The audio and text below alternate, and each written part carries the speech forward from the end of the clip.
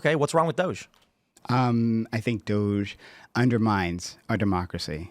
I think that it's an end run around all the systems that we actually already have in place to do exactly what DOGE says it's going to do. And that's a way to avoid responsibility on our lawmakers for all the draconic changes that are going to be made. Yeah, I mean, Prime here will have you believe that the democracy is threatened by DOGE, but the real threat to democracy, in my opinion, is unchecked bureaucracy. It's pretty clear that the Dems have set up a bureaucratic government that is basically just funneling money to all sorts of different places. And I'm a really big fan of DOGE. It seems to be peeling back this little nasty onion and letting us see what's underneath, and love it. It's what we voted for, and we're getting what we wanted. So, you mentioned that it's undermining the structures that are already in place that should be dealing with it. What do you view those as? Simple, right? We had the Office of Inspector General, right? We have Government Accountability Office. We have the court system. We have the lawmakers themselves who have oversight. We have oversight committees that do all these things. Do you think they were working, like they were functioning as intended? I think they were functioning, but not to the speed that anyone is happy with. I can say that at least. So I suppose then it's fair to say it wasn't efficient. The system that was that in your yeah. I mean, like right, what I'm trying to say is we have this position where you're saying it was working, but it wasn't working well enough. Yeah, but that's any system, right? And efficiency, if efficiency comes at the cost of democracy, right? If it undermines our ability, our Constitution, our system of laws, yeah, that's not acceptable. Like we can improve our processes, right? We can go through, we can improve how responsive Congress is. We can do all these things, but it's hard work. We actually need to do those. Well, this gentleman over here says he voted for it, though. Isn't that democracy? Yeah, I would say so. I mean, when we look at the debt, right, we're at 36.22 trillion. The national debt is held by the public is 28.9 trillion.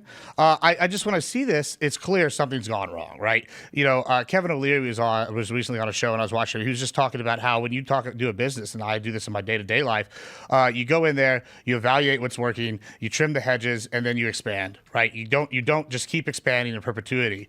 And I think that's what's happened with the government. We've had Democratic leadership for 12 of the last 16 years in the presidency, and they've created this monstrous bureaucracy that definitely needs to have the hedges trimmed. And this is what I voted for, and I'm getting exactly what I wanted. I mean, look at USAID being cut, and we find out there's funding all sorts of random stuff all over the world.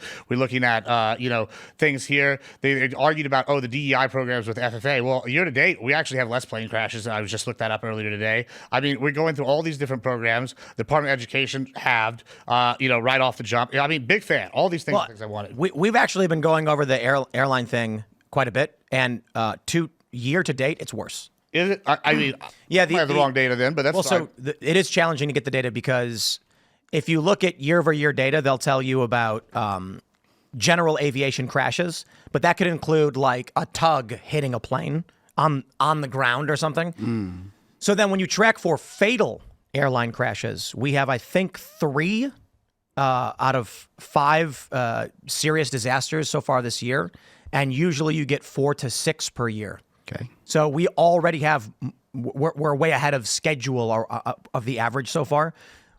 I don't know what the reason for that is because I don't think Trump has been in office long enough. I agree. I agree with that. Yeah, right. And so we were talking with the Ben. What was it, Ben Davidson? Is that his name? Am I getting his name wrong?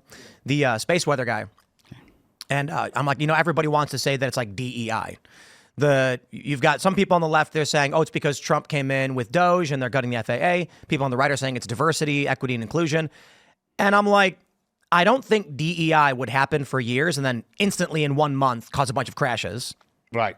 And I don't think that Trump got into office and then instantly a bunch of crashes happened simply from him being there. So I feel like we've got an anomaly there that's hard to track. Well, to back your point up, I like, we know we've had a shortage for aircraft controllers for 2 years now, I believe. I mean, I as like a conservative from Texans, we naturally don't like the government. I was initially hesitant when they said we're going to put DOGE in because, hey, what's that slippery slope? It's going to be, another organization wasting my tax dollars. But they've gone in there and they've done a lot of things. And with the FFA, kind of it wasn't my favorite Trump plan so far. You know, I could be critical of Trump. I think maybe we could have probably got a trained monkey to go in there and, you know, watch these things better than nobody. That's better than nothing. I feel like, you know, if we have a shortage, it's better to have somebody than nobody. It's nonsense. You know, you don't agree? I mean, you could get the janitor to watch a thing. Well, that's no, better than I mean, nobody watching it, right? I would call it absurd, but technically the truth that a trained monkey is better than no one. Yeah, But we don't want a trained monkey. Sure, exactly. No, it would be better to not have any signals from a control tower than like random signals. Sorry. Well, no, trained monkeys. You'd be surprised. They put chimps in spaceships and they know when to trigger the boosters and Yeah, they they can go to Sputnik. They can This handle is the that. high level conversations I came to Tim Pool to talk about. All right, They had a great. dog, right? They had the dog go to space in Russia. Yeah. And the dog was trained when the light turns on, it paused the button, and then the things happen. Okay, fantastic. Oh, They didn't have. That's my advocation for I'll notify Elon on that one. All right, so ignoring that part, right? But like, so DOGE says that it hasn't actually fired, in terms of the FAA, air safety individuals, right? That's not the case. I think we actually have articles talking about this, like Rolling Stone reporting that they spoke with FAA employee who was once among a handful of employees working on an obstacle impact team at the Mike Moroney Aeronautical Center in Oklahoma City. The team evaluates many tens of thousands of potential new hazards, such as new buildings, windmills, and especially cranes, to inform flight procedures each year. That's a person who does safety. And there's like another one. A second-term employee whose job was ensuring that pilots are medically able and certified to fly. This person is also cut. And there's many other examples. These are just the ones listed in Rolling Stone. Well, I suppose the challenge then is this the article that I have pulled up? Is that FAA? Yes, indeed. Yeah. So it's from February 18th. Well, I mean, I kind of feel like we already went over the point of it may be disconcerting to many people, the points you're making. I'll give you that one. But I don't know right now what the immediate effects of that are. Oh, no, I agree. We agree. Like, I don't think that at this moment, things have crashed, but things will get more dangerous, right? You fire all these teams, right? There are people, and if you dig through the article, they're talking about how they've been gutted, right? There's still maybe a few of them still there, but they're doing the work of 5 people doing the work of 20. That's not what you want. And before they weren't like fully staffed at first as well. And then of course, right, we have the reporting from that big meeting between Trump and his cabinet members, right? So, and Elon Musk is there, not part of the cabinet. And Elon Musk gets into it with Treasury Secretary Duffy, right? There's a bunch of reporting talking about this, but Duffy says that the DOGE team tried to fire air traffic controllers, right?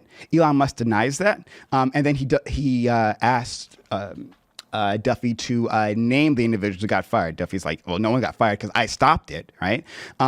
But according to him, assuming this is correct, people were in the meeting or reporting back on it. Assuming that's correct, then yes, he did try to fire air traffic controllers.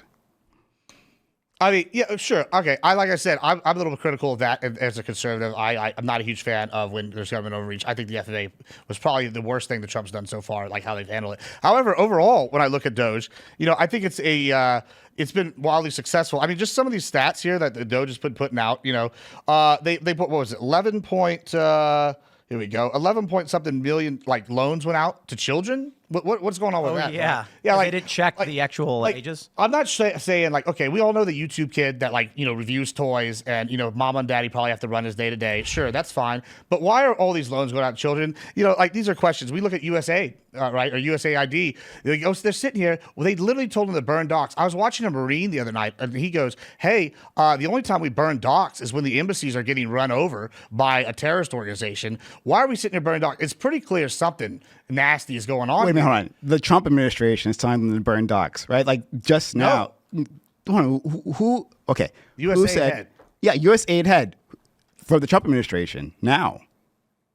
Yeah, now because he's a leftover, right? They're burning docks, and DOGE is trying to go in there and look at. They're doing that under the Trump administration. You're saying this is a rogue employee that's burning documents? Yeah, that's why they had to put a court order on it to stop it recently. So you're saying that this individual is not operating under the Trump administration. They're operating like a loyalty to the Biden administration and burning documents right this second. Yeah, I mean, you know about. I mean, you can pull it up. They're talking about it all over. It's all over the news. I've heard about this. But as far as I know, I mean, this is done under Trump. If they can send marshals to stop this person. If that's right. Yeah, they have a court order out right now trying to stop them. Do that.